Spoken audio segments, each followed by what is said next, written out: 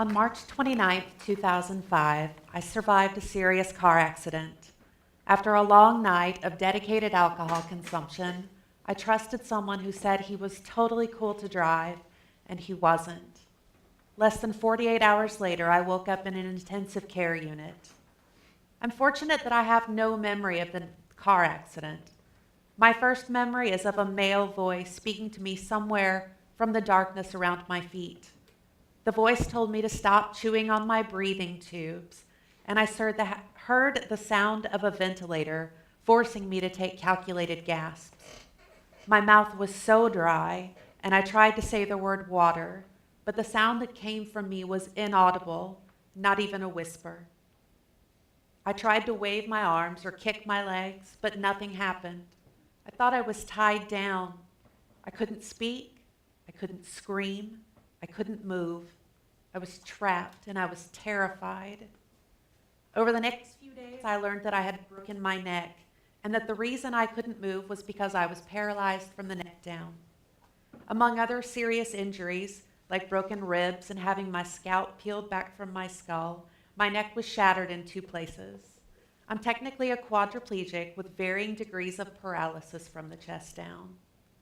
I have a spinal cord injury at the level of my 4th and 5th cervical vertebrae.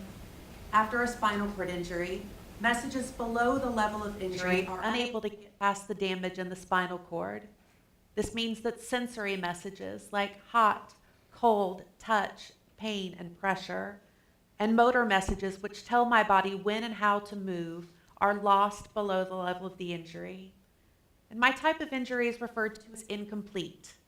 Clinically, this incompleteness means that there is a possibility for recovery of both movement and sensation. And it has happened for me, at first in leaps and bounds, and then in baby steps bordered by plateaus. And I've been horribly and relentlessly insubordinate in my role as a disabled person. Through 10 years of seriously hard work with a team of medical professionals, I've regained much of my body's lost ability to function. I learned to roll over again, to sit up again, to feed myself again, bathe myself again, stand again, and ultimately to take a few steps again. I live a completely independent life. I will always need a power wheelchair to travel longer distances, but I can walk with a cane. It's a slow, deliberate walk that falls short of anything that would be called graceful, but it's mine. I also only have the use of my left hand, so of course I'm right hand dominant, and I've had to learn how to write with my left hand. I can put on makeup and zip up a coat. I can even put on a standard behind the back clasp bra, and that's expert level. The first time I put on a sock after my injury, it took me 30 minutes. It was so frustrating, but I was determined and I learned from it. And now it doesn't take me any longer to put on a sock than it does you. When I broke my neck, my world shattered. I shattered. But I picked up the pieces and tried to build something beautiful from the chaos. Not the whole I once was, but a new puzzle to put together over time. I had to rethink the rest of my life. I had to confront my own misinformed and discriminatory views of disability. I had to challenge the long-term prognosis I was given. And every day I'm in a position to shape and reshape the opinions of strangers. Now, there are so many wonderful people in the world who don't lose their minds when they see a wheelchair. These are usually people who have a friend or a family member who is disabled. In general, though, I encounter 2 different types of people. First, there are those who go out of their way to evade and ignore me in public. These are the people who lead their children away from me and tell them, "Don't stare." Meanwhile, the parents usually stare, either unabashedly or in quick glances when they think I'm not looking, at my legs, my hands, my wheelchair, my cane, as they try to mentally diagnose me. And I must admit, I was that mom before my injury. I'd had very little exposure to people in wheelchairs, and I really wasn't sure how to act. I didn't want my daughter to say something that might accidentally embarrass me, as children are prone to do, or ask me a question that I was ill prepared to answer.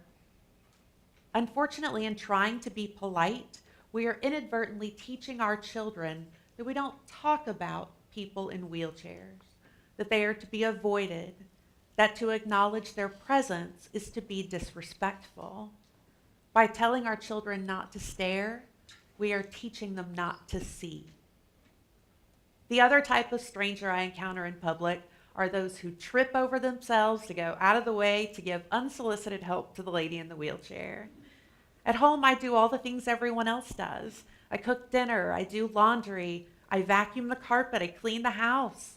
I drive. I started driving less than a year after my accident. And I do the majority of our household shopping. But as soon as I get out of my car and start to unload my wheelchair, no matter where I go by myself, I get inundated with offers of unsolicited help, as if I've gotten myself all the way to the grocery store and then suddenly realized I didn't have a follow-up plan. We're taught that the right thing to do when one sees a person with a disability and perceives that they are struggling is to help. And I get that it's natural to want to help someone who appears to be struggling. It is not natural at all to be on the other end of that, over and over, every single time I go anywhere alone. I don't enjoy being put in the position of declining help 5 times when I'm inside any building. It's uncomfortable and invasive to my privacy and anonymity.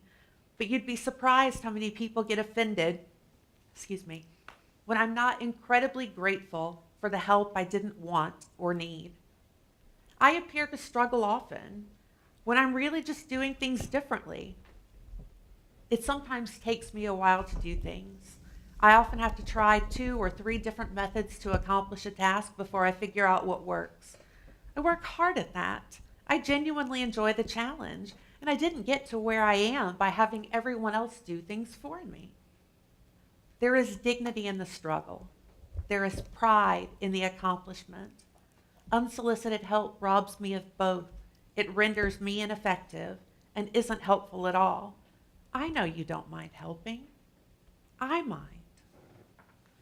A lady told me recently I was a real inspiration to her, and I always cringe when I hear that. First of all, I've always considered my narrative to be more cautionary than inspirational. And second, it always feels a little bit like a requirement of being worthy of all those extra parking spots. And I said to her, I appreciate it, I really do, but I don't want to be your inspiration. That's just a lot of pressure. And she replied, that's the thing about inspiration. You don't get to choose who you inspire. I get to choose who inspires me, and you inspire me. That really stuck with me. I'd never heard it quite expressed that way before, and I thought, yeah.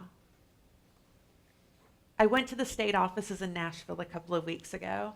My husband and I recently bought 85 acres in the middle of nowhere, Tennessee, because we're certifiably insane. And I went to turn in a tax exemption application for farm equipment. I entered the building and waited patiently for either of the 2 security guards to notice me, and finally one of them did, at which point she turned to the man who had entered behind me and said, "Can she stand?" I said, "She can stand and understand words, and she has no idea who this man is." The security guard waved her magic wand about my body and deemed me safe to enter. And so I went over to sign in, and clipboard in hand, she said, "Do you know how to sign your name?" I do. Crazy, right? I went into my appointment and I only half heard it because I was trying to calm myself. Maybe she was raised by wolves. Maybe she was raised by assholes. Maybe she's just never left her cave before. But as I was leaving, her partner asked me, "Do you want to wait for your ride inside or outside?" Well, I drove there, and I won't disrespect the fine people of Furman by telling you exactly how I responded, but I will say I stopped just this short of getting tased. And I still get worked up thinking about that, but I can't. I can't get worked up. I must use it. I must use it as my motivation to show such people by example, how misinformed they actually are as a side effect of just living my really happy, confident, empowered, independent life. The choices after acquired disability are to push forward or retreat. adapt, or perish. Neither choice is good, both are difficult, but one is always necessary. I'm not required to be anyone's inspiration. I'm not required to be anyone else's hero. I am required to be the hero of my own life. I must do what I must to continually push forward. Because these things, anger, fear, frustration, resentment, depression, self-pity, these things are far more paralyzing than my spinal cord injury has ever been. In general, I'm happy with things.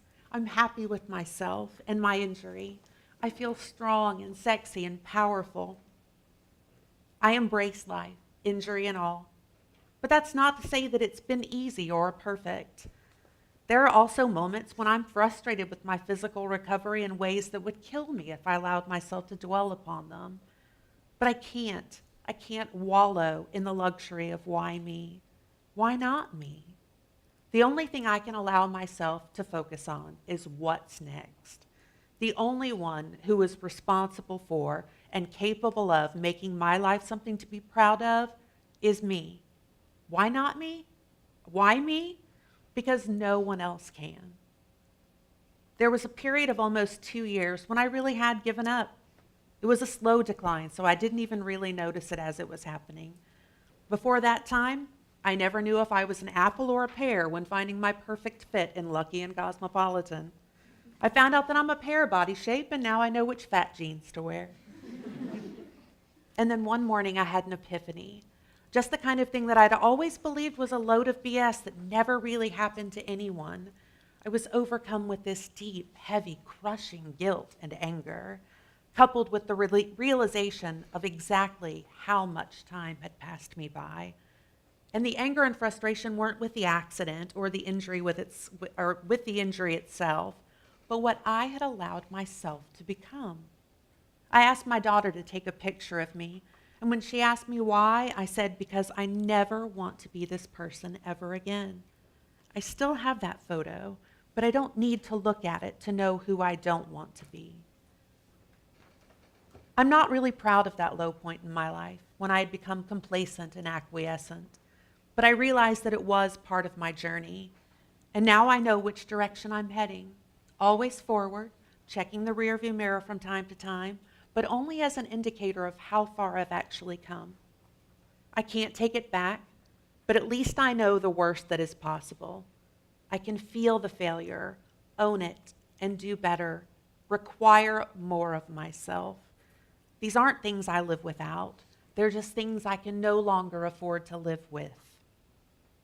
I believe that there are threshold moments in every person's life when you find your circumstances and your self-image so broken, so disjointed, so shattered, that you must either choose to continue a pattern of self-defeating behaviors or choose to become the hero of your own life.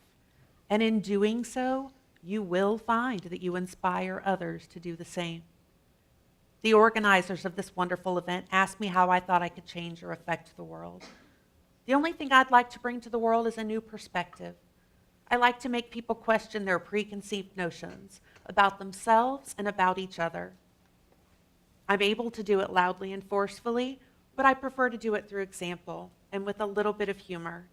Laughter is an invaluable doorway to meaningful change, which is wonderful because my life is ridiculous.